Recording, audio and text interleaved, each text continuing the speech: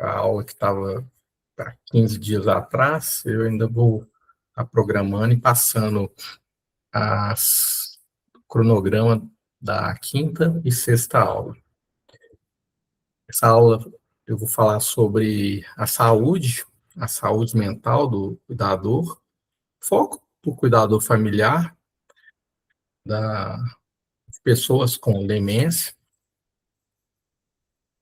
sabendo que o cuidado ele vai depender muito da saúde física e principalmente da saúde mental do cuidador.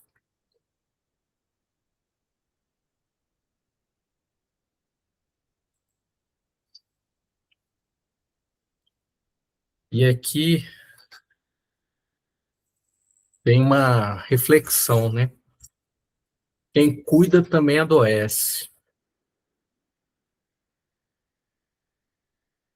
E é muito frequente o cuidador ele passar por uma sobrecarga física, emocional, mental muito intensa e muitas vezes em silêncio, né? Quer dizer, muitas vezes sem o auxílio devido por parte de outras pessoas, sejam familiares, amigos, cuidadores profissionais.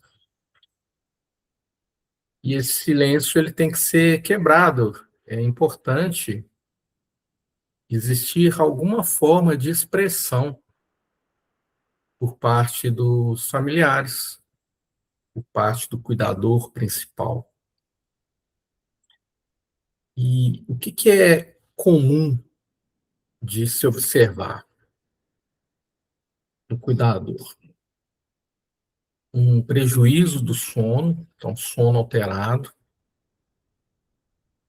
Eu já falei aqui outras vezes sobre como é comum os distúrbios de sono, como é comum alguns comportamentos anormais durante o sono de pessoas com Alzheimer ou outros tipos de demência. Isso traz um, uma sobrecarga, um prejuízo muito intenso no sono do cuidador principal. Às vezes, o familiar que está sendo cuidado, ele está até dormindo, mas aquele estado de alerta, ele não cessa, aquele estado de alerta por parte do cuidador principal, aquela preocupação, como que vai ser essa noite?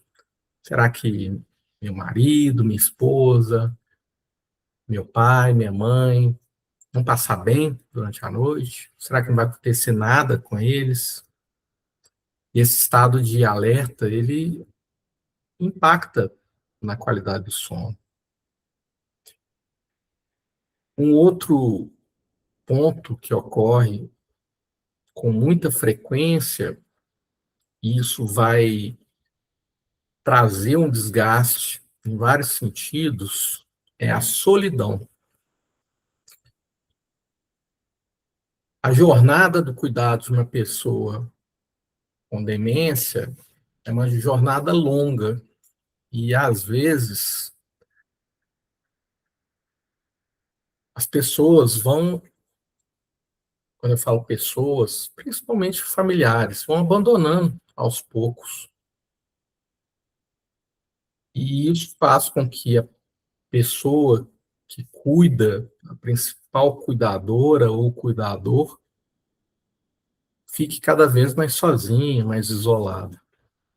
E a, sol, e a solidão vai trazer uma série de impactos.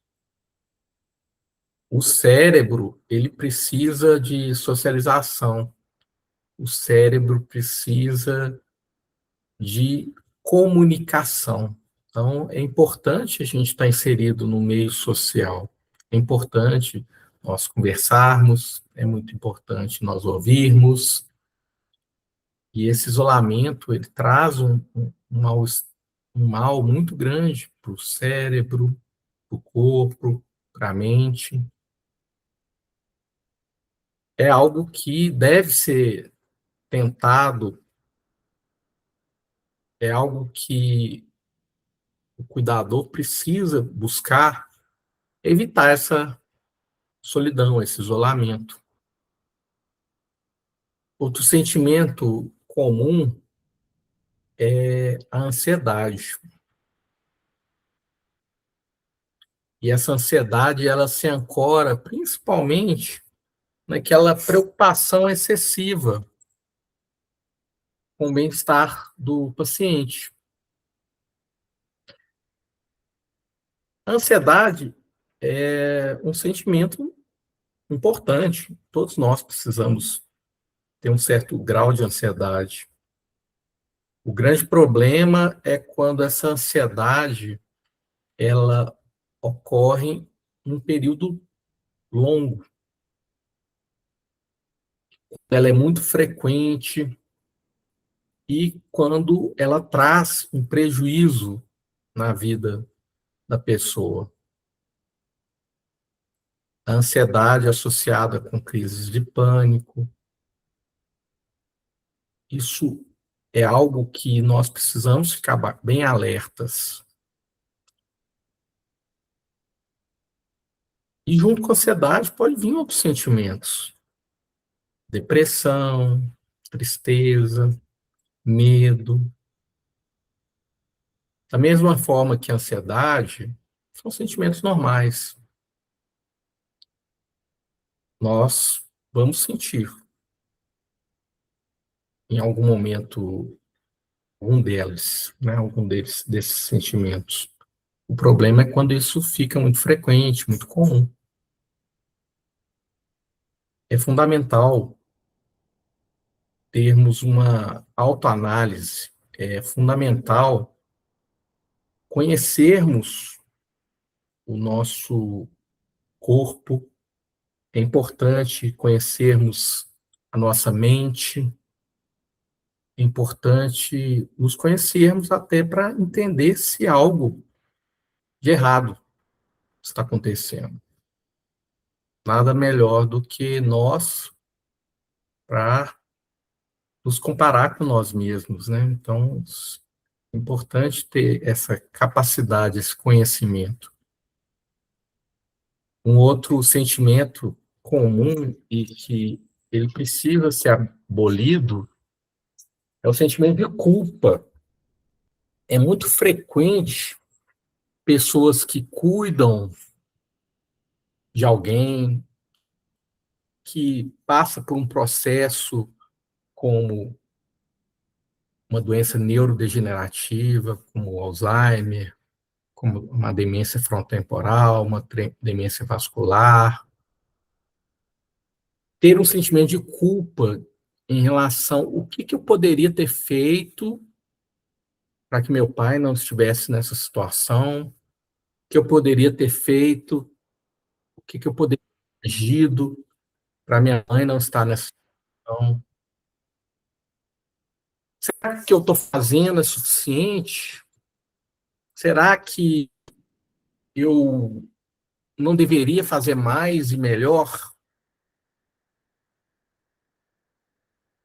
E provavelmente você que está aqui nessa aula já deve ter se sentido culpada e se culpa muito ainda.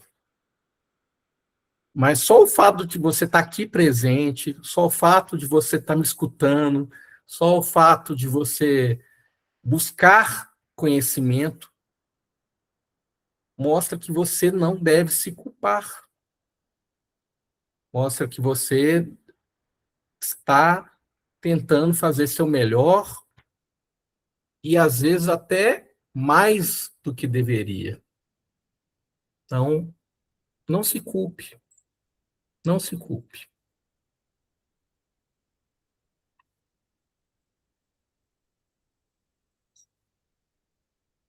O desgaste, ele vai acontecer.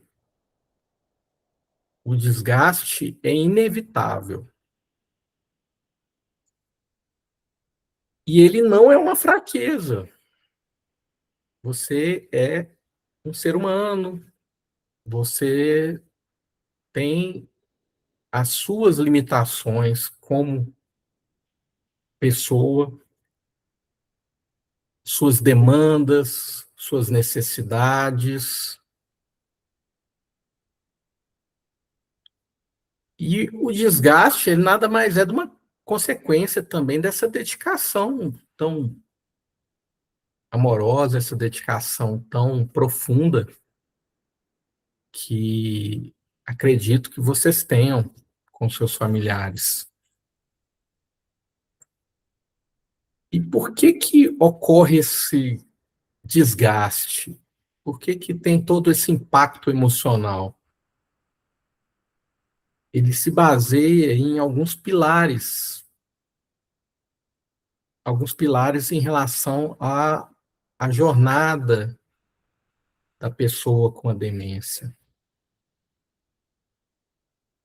Há uma rotina muito exaustiva, onde a grande maioria das pessoas não conseguem ter uma pausa, não conseguem ter um tempo para elas próprias, o horário do banho, o horário do almoço, o horário da caminhada, a hora de dormir. Essa rotina, que ela é importante, ela também pode ser desgastante. Essa rotina também pode trazer uma pressão muito grande.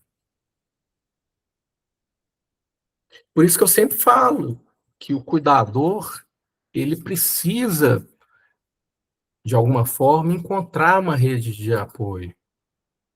E precisa se ancorar em pessoas, especialmente a família, para evitar essa sobrecarga, para evitar essa entrega tão profunda, que ela é bela, que ela é nobre, mas que em algum momento o corpo vai cobrar, em algum momento a mente vai cobrar. E eu vejo na minha experiência, eu trato muitas pessoas que têm demência, eu trato de muitos cuidadores dos meus pacientes, e eu vejo que às vezes existe um erro que é assumir 100% ou 99% das tarefas, dos cuidados. Existe uma tendência da família ir se distanciando, uma vez que existe esse acúmulo de funções por parte de uma pessoa. É a regra? Não. Às vezes, já no início, o, o irmão, a irmã, ou outras pessoas que poderiam estar ajudando, eles pulam do barco, né? Eles deixam para uma pessoa todas as obrigações. Mas algumas vezes ocorre esse fato da pessoa assumir tanto, pegar tantas obrigações, entender que ela tem que fazer tudo, que vai distanciando as outras, que vai tendo um distanciamento com aqueles que poderiam estar ajudando. Um outro motivo para se ter um impacto emocional muito grande é o comportamento que, em alguns momentos, ele é imprevisível. Dias bons, dias ruins, às vezes mais dias ruins do que bons. Por sorte, algumas pessoas vão ter uma apresentação da doença mais tranquila, menos agitada, menos agressiva, com sono melhor. Porém, o frequente é essa imprevisibilidade. Então, para você, familiar, para você, cuidador principal, é fundamental você se fortalecer. Eu vou falar isso uma, duas, três, 10 vezes, quantas vezes forem necessárias. É importante você se cuidar. É importante você se cuidar. Um outro ponto que ocorre, isso tem uma relação direta com a própria evolução da doença, é o aumento progressivo na dependência, a diminuição da autonomia. Então, essa diminuição da autonomia, esse aumento da dependência, vai exigir cada vez mais das pessoas que cuidam. E eu falei um pouco já sobre isso, sobre as mudanças nos vínculos. Existe uma tendência a ter uma mudança profunda dos vínculos.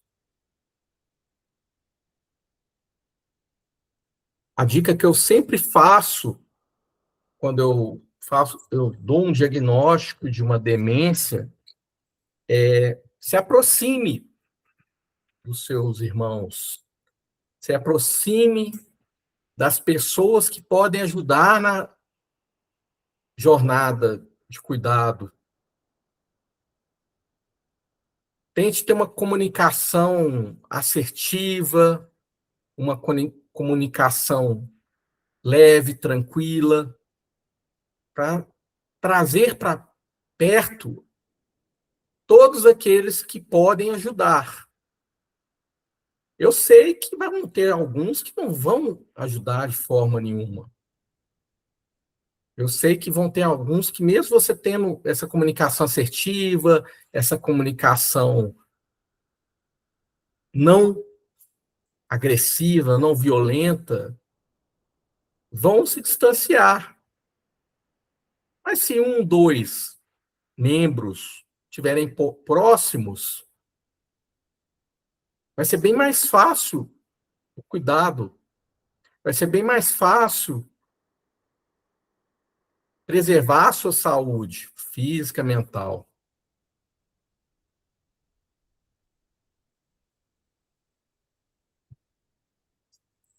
Essa frase aqui, ela é muito impactante. Amar não impede o cansaço.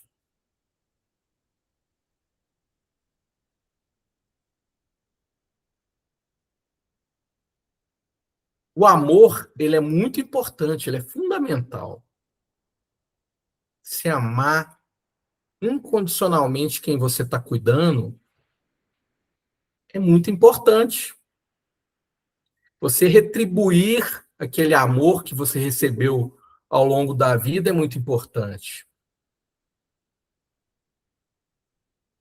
Mas o amor em si, que é um sentimento muito nobre, que é um sentimento muito belo, ele não vai pedir que você não fique cansada, que você não fique cansado.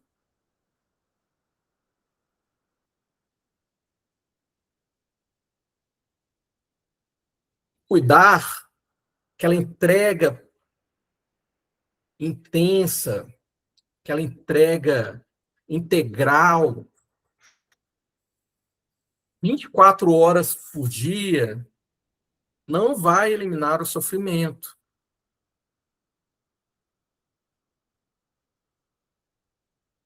E essa frase aqui é muito importante. Pedir ajuda não é fraqueza, é sabedoria.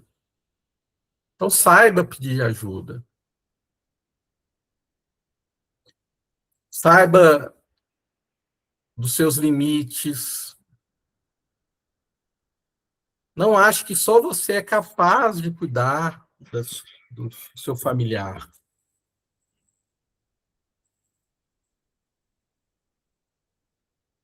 Eu vejo aqui no consultório algumas vezes famílias que têm uma condição financeira boa, que poderiam contratar um cuidador pago, não fazem porque acham que é a obrigação dos filhos, é a obrigação da esposa, ou então a obrigação do marido em fornecer aquele cuidado. Isso está errado. Isso está errado. É importante, nem que seja um dia na semana, você ter o seu tempo, uma tarde, uma segunda-feira à tarde, para conseguir resolver seus problemas. Eu acredito fortemente que isso é possível. Não quer dizer que seja fácil. Hora nenhuma eu disse que seria. Mas é possível. Existe uma síndrome chamada Síndrome do Cuidador. Ela não faz parte do Código Internacional de Doenças, quer dizer, não é uma doença, é um comportamento que pode ser observado e que é muito comum em quem é cuidador direto, quem é o principal cuidador de uma pessoa dependente. E o que, que se observa nessa síndrome? Pode-se observar um choro fácil sem motivo aparente, uma falta de paciência e irritabilidade, um prejuízo da memória. Eu escuto muitos familiares, muitos cuidadores falando que a memória está ruim. Será que eu tenho Alzheimer igual a minha mãe? Será que eu tenho uma demência frontotemporal igual ao meu pai? Na grande maioria, isso é um reflexo do cansaço, é um reflexo da sobrecarga. Um outro ponto que ocorre com muita frequência é a perda de prazer nas atividades antes prazerosas. Assistir um filme não é mais prazeroso. Sair com as amigas para tomar um café não é mais prazeroso. E existe sempre uma sensação de estar no limite. Uma sensação de que não vai dar mais conta.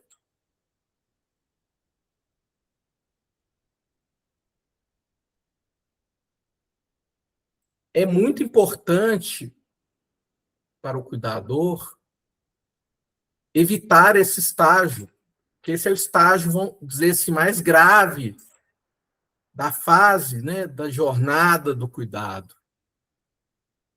Então, é muito importante você se municiar de ferramentas, de estratégias, para não chegar nesse limite, para não chegar nessa sobrecarga tão grande. Existe um termo que é falado com muita frequência, e até certo ponto ele é clássico no que tange as doenças que têm uma característica de serem degenerativas, que é o luto antecipatório, que é a perda antes da perda. É um sentimento muito comum que ocorre. É como se cada piora, cada mudança é uma despedida silenciosa. Uma despedida daquele pai provedor, daquela mãe carinhosa, dia após dia.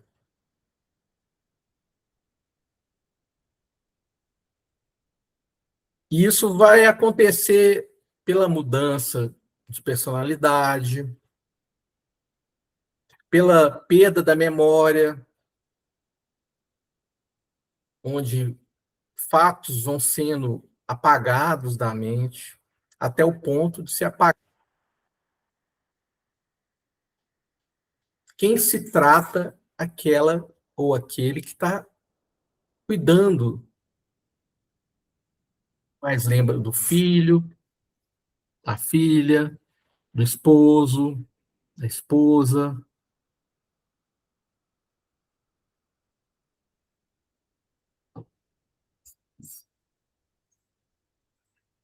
O aumento da dependência também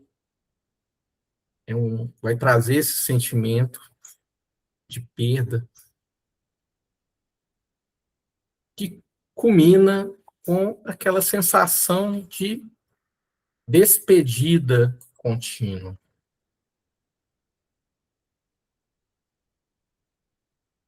A culpa é um sentimento muito comum, muito comum. E praticamente todos os cuidadores vão passar por esse sentimento, que é humano. Mas quando a culpa ela é excessiva, quando a culpa ela preenche mais espaços do que deveria, aí existe um grande risco do adoecimento, um adoecimento mental, chegando até um adoecimento físico.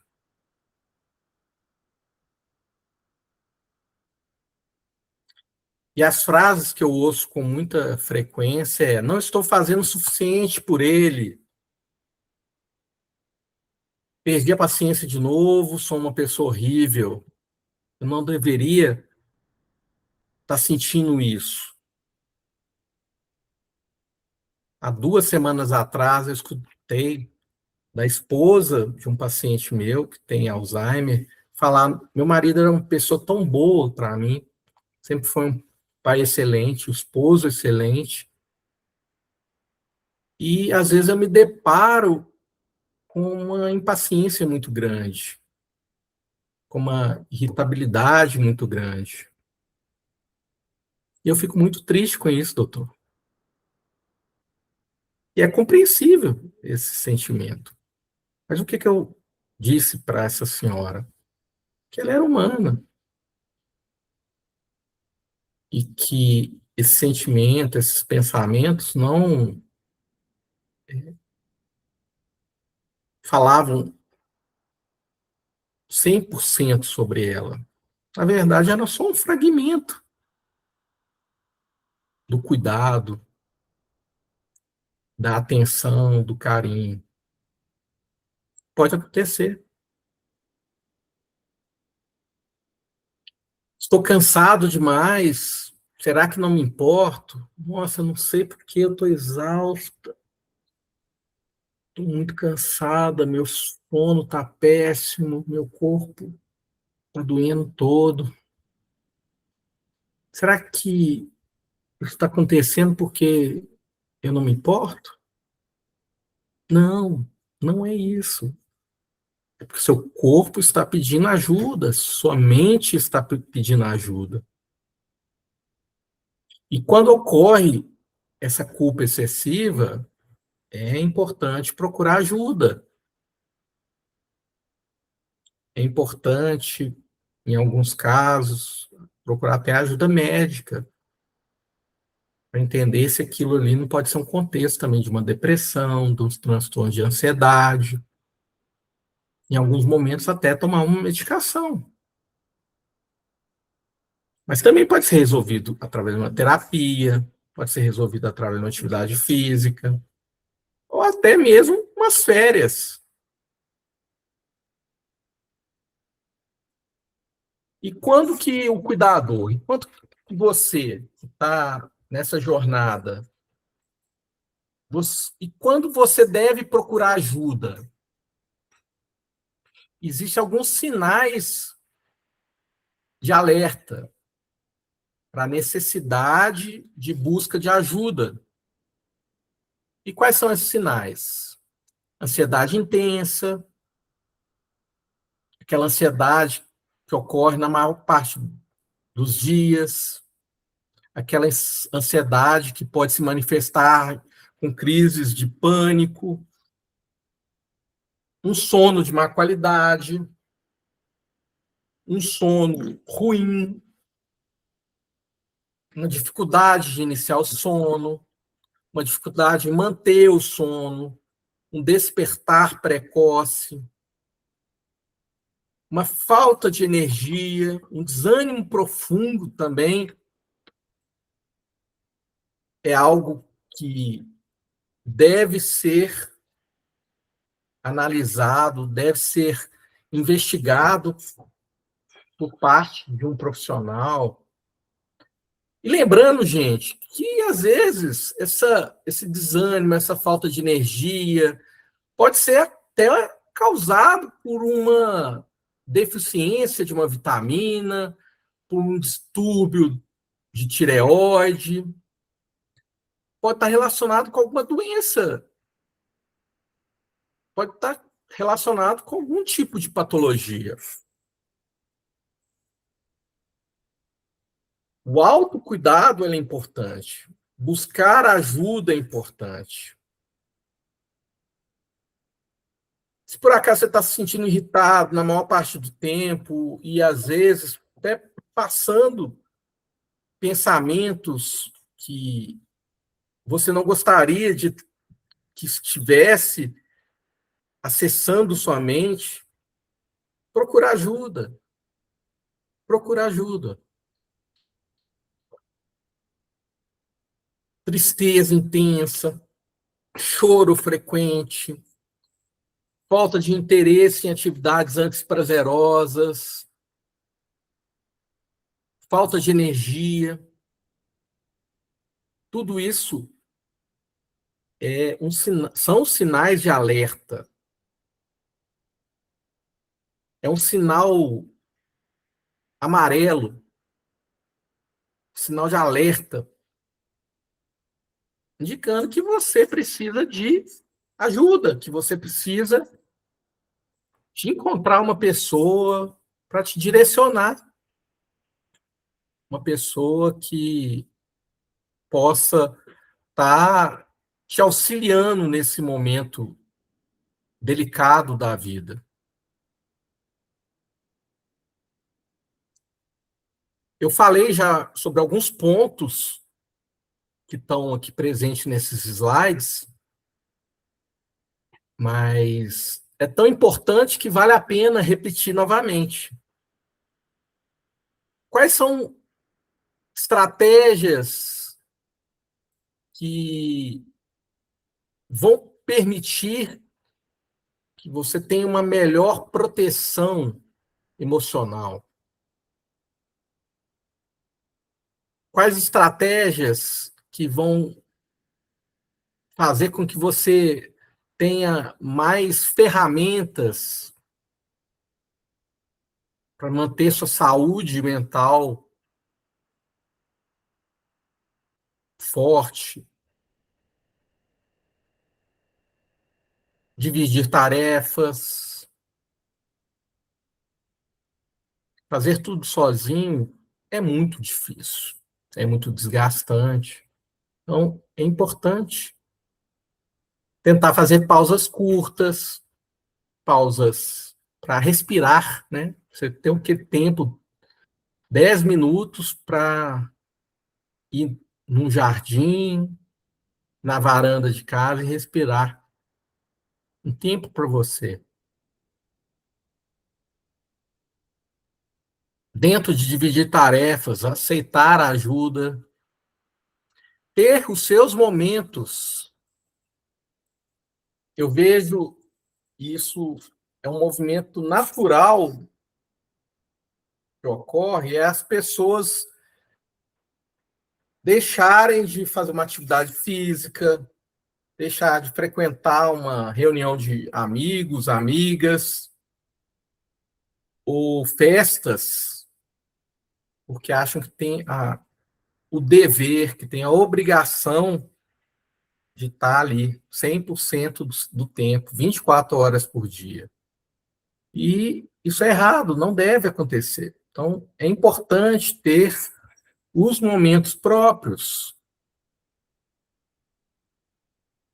Isso aqui que a gente está fazendo, o grupo do WhatsApp, é uma forma de te ajudar no cuidado, é uma forma de estar te fortalecendo de alguma forma. Então, a rede de apoio presencial, online, ela faz toda uma diferença. Seja aquela rede de apoio composta familiares, irmão, irmã, sobrinhos, netos. O neto adulto jovem lá, com os 18, 19 anos, a neta, ela pode ajudar, ele pode ajudar. 4 horas que seja por semana já é uma forma de diminuir a pressão sobre o cuidador principal. Por que também não colocar os amigos nessa rede de apoio? Tem muito amigo que se disponibilizariam a ajudar. Às vezes não ajudam porque não pediram até agora. E acham que seria invasivo, talvez, oferecer a ajuda. Então, você talvez possa contar com um amigo, talvez você possa contar com um vizinho. Profissionais também fazem parte dessa rede de apoio, psicólogo, médico, uma terapeuta ocupacional, podem fazer parte dessa rede de apoio. E os grupos, né? Os grupos de apoio. Reuniões presenciais, reuniões virtuais, troca de experiências, pode fazer toda a diferença. E existem alguns hábitos pequenos que eles podem te ajudar. Existem hábitos que podem fazer diferença no cuidado da sua saúde física e mental, e que vai refletir no cuidado do seu familiar. Uma caminhada ao ar livre, onde você vai ter vários tipos de estímulos: luz do sol, pessoas, crianças, animais, plantas, o vento. Esses estímulos, eles vão te ajudar, com certeza. Caminhar descalço, ter contato com a natureza. Contato com a natureza é algo que a ciência mostra que ajuda bastante. O sono é um ponto que é muito importante. Às vezes, existem dinâmicas de família em que se tem um cuidador profissional que passa a noite com o familiar, mas aquela cuidadora ou cuidador principal fica tão alerta que não consegue dormir. Então é importante você cuidar do seu sono, ter uma boa higiene do sono, não ficar naquele estado de alerta que eu disse no início da aula, aquele estado de hipervigilância. Busque informações, busque formas de melhorar seu sono. E às vezes, dependendo, A insônia, ela pode estar até dentro de um contexto de uma depressão e vai ser necessário o uso de um antidepressivo. Ou a insônia ser secundária a uma apneia do sono, e nesse caso ter que usar um CPAP ou fazer algum outro tipo de tratamento. Conversar sobre o assunto é importante. Cuidar da respiração. Então, aquela respiração profunda, aquela respiração atenta. Às vezes vivemos no automático e nem prestando atenção na nossa respiração.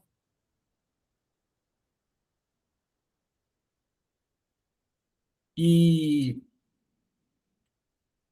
é muito importante você ter um tempo para meditar usando a respiração como parâmetro. E para mim isso aqui é muito claro quando você cuida de você mesma, quando você cuida de você mesmo, o cuidado ele vai melhorar automaticamente. O cuidado vai melhorar. Você vai oferecer um melhor cuidado para o seu familiar. A sua saúde mental ela importa tanto quanto a saúde mental do seu familiar.